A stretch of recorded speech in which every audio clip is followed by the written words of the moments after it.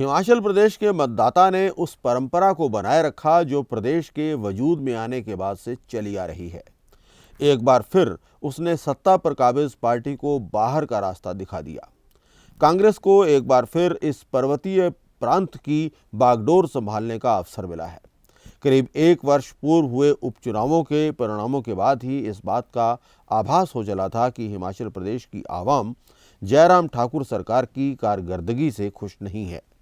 हालांकि इन चुनावों के बाद भाजपा नेतृत्व बड़ी मेहनत से हालात बदलने की कोशिश में लगा रहा, लेकिन परिणाम अंततः वही रहा जिसकी उम्मीद की जा रही थी।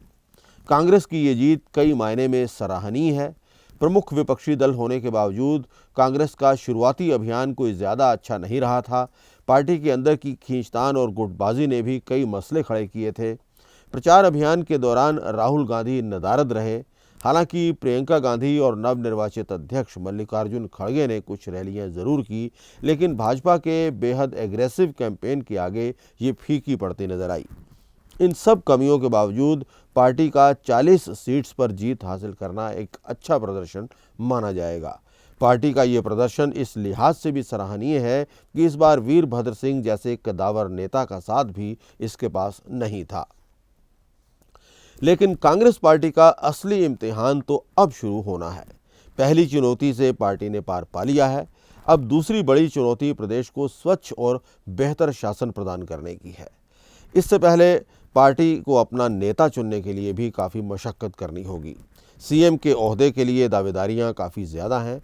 उम्मीद की जा सकती है कि जल्दी ही पार्टी आलाकमान इस जटिल मसले को सुलझा लेगी और प्रदेश को एक ऐसा मुख्यमंत्री मिलेगा जो न केवल पार्टी के अंदर बने सभी गुटों को स्वीकार्य होगा, बल्कि प्रदेश की जनता की आशाओं के भी अनुरूप होगा। कांग्रेस के सामने सबसे बड़ी चुनौती उन वादों को पूरा करने की होगी जो उसने प्रदेश की जनता के साथ किए हैं। अपने चुनाव घोषणा पत्र में कांग्रेस ने वादा किया है कि सत्ता में आने के तुरंत बाद सरकारी कर्मचारियों की ओल्ड पेंशन स्कीम को लागू कर दिया जाएगा। लेकिन ऐसा कर पाना इतना आसान नहीं होगा।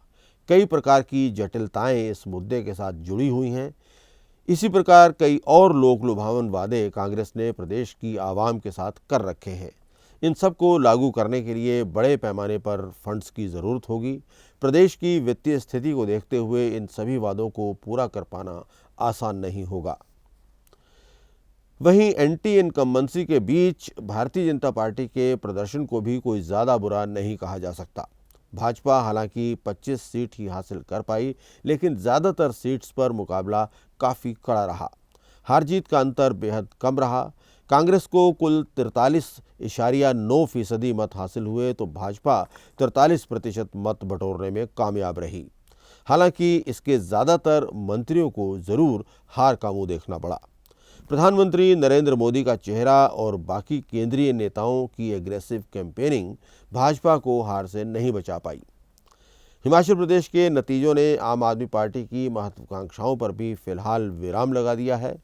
पंजाब की आशातीत जीत के बाद आम आदमी पार्टी पूरे जोश के साथ हिमाचल के रण में उतरी थी, लेकिन चुनावों से पहले ही पार्टी के शीर्ष नेतृत्व को शायद ये एहसास हो गया था कि यहाँ राह आसान नहीं रहने वाली है।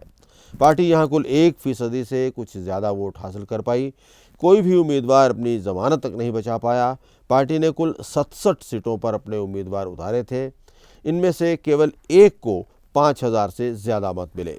बहरहाल अब देखना ये होगा कि कांग्रेस किस प्रकार इस जिम्मेवारी का निर्वहन करती है। हिमाचल में कांग्रेस का सुशासन उसे राष्ट्रीय स्तर पर दोबारा जिंदा करने में भी अहम भूमिका निभा सकता है।